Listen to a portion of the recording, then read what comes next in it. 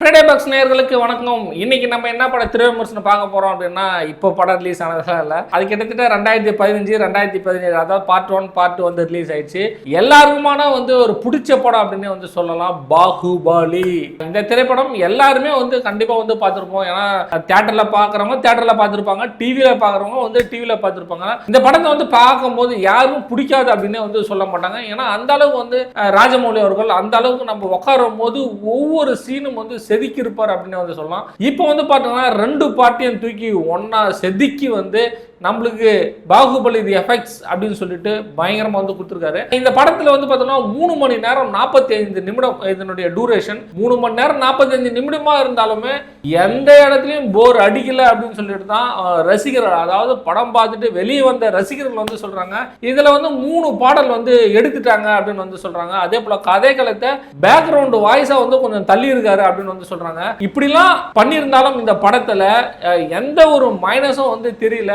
நம்மளுக்கு அந்த டைம் போறதே தெரியலங்க. உட்காந்தோம் அப்படின்னா சூப்பரா இருக்கு அந்த ஸ்கிரீன்ல அப்படின்னா பார்த்துட்டு வந்த ஆடியன்ஸ் மொத்த பேரும் சொன்னாங்க. நம்ம எப்படி இருந்தாலும் கிராஸ் கேள்விலாம் கேட்போம், தெரியல உங்களுக்கு.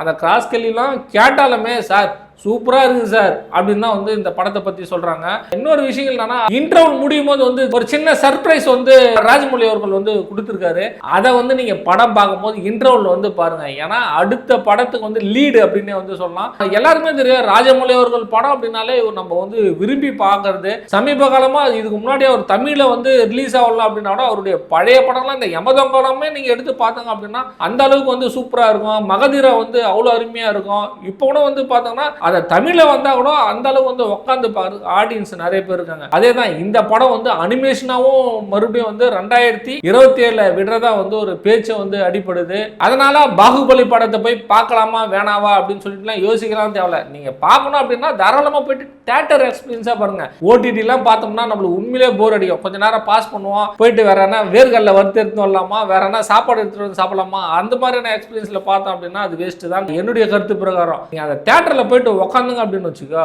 அந்த அளவுக்கு நம்ம தியேட்டர் எக்ஸ்பீரியன்ஸ் பார்க்கும் போது தான் இந்த படத்தை அவ்வளவு அருமையா இருக்கும். அதே போல பார்ட் 1 பார்ட் 2 எப்படி மிக்ஸ் பண்ணி எந்த அளவுக்கு பண்ணிக்கிறாரு அப்படின்னு சொல்லிட்டு மற்ற டைரக்டர் இவர்கிட்ட கத்துக்கணும் அப்படின்றேன். நிறைய பேர் எடுக்கிறாங்க. நானும் பார்ட் 1 எடுக்கிறேன், பார்ட் 2 எடுக்கிறேன், பார்ட் 3 படமும் ரிலீஸ் ஆகல ஒருத்தருது. அவர்லாம் போயிட்டு ராஜமௌலி கிட்ட கத்துக்கணும் அப்படின்னே சொல்றேன். ஏன்னா ராஜமௌலி அவருடைய அசிஸ்டன்ட். இந்த பேர் சொல்ல விரும்பல, பேர் சொன்னோம்னா அவருக்கு தான் அசிங்கம். ராஜமௌலி அவரை பார்த்து தான் சினிமாவுக்கே வந்திருக்கேன் அப்படின்னு சொல்லியிருந்தாரு. ஆனா அவர்லாம் இவர்கிட்ட கத்துக்கணும் அப்படின்னு இந்த எடிட்டிங் வெர்ஷன்லாம் பார்த்து அவர் கத்துக்கணும்னு நான் சொல்றேன். பாகுபலி நீங்களும் பார்த்துட்டு அவருடைய எக்ஸ்பீரியன்ஸை கீழே பதிவு பண்ணுங்க. நன்றி.